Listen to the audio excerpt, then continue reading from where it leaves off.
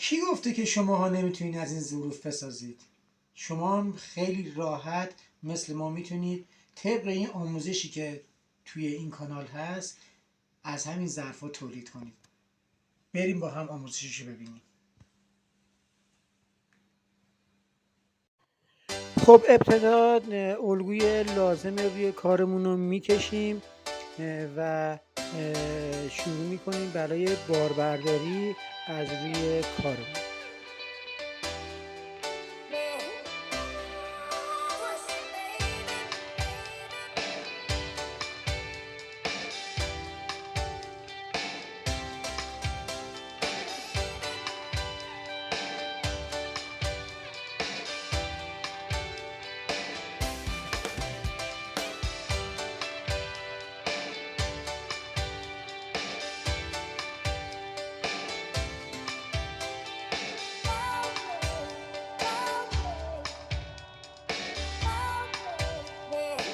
حالا باربرداری از روی قسمت‌هایی که کشیدیم رو شروع می‌کنیم با صفحه دیسکی الماسه.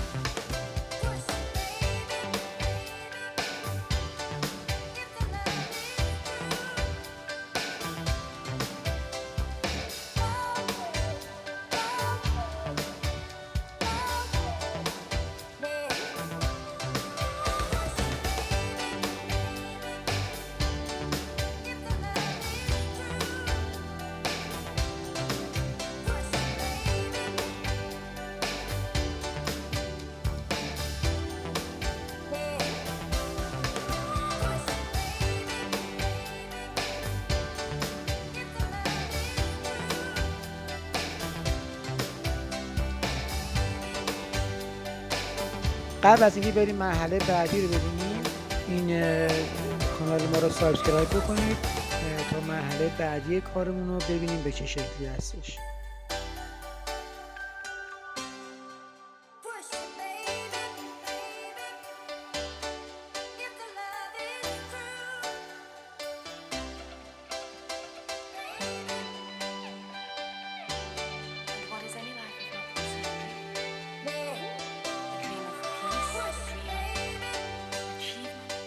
خب با استفاده از سنباد پرپرکمون حالا قسمت‌های کثیف شده کار رو تماما تمیز می‌کنیم و سنباد کاری می‌کنیم تا کارمون نمای بهتری پیدا بکنه.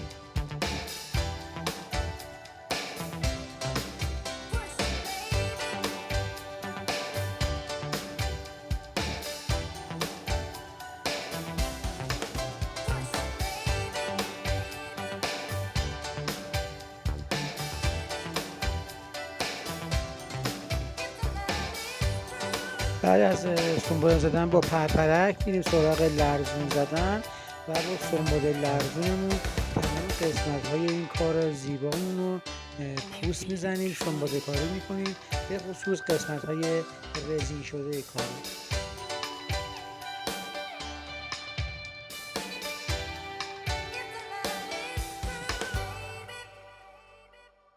خب این کار زیبای ما آماده شده، تماما کاراش انجام شده و میریم سراغ روغن زدن و جلا دادن این کار بسیار زیبا و قشنگمون. از اینکه چنل ما رو سابسکرایب کردید ازتون ممنونیم. امیدواریم که از این ویدیو راضی بوده باشید.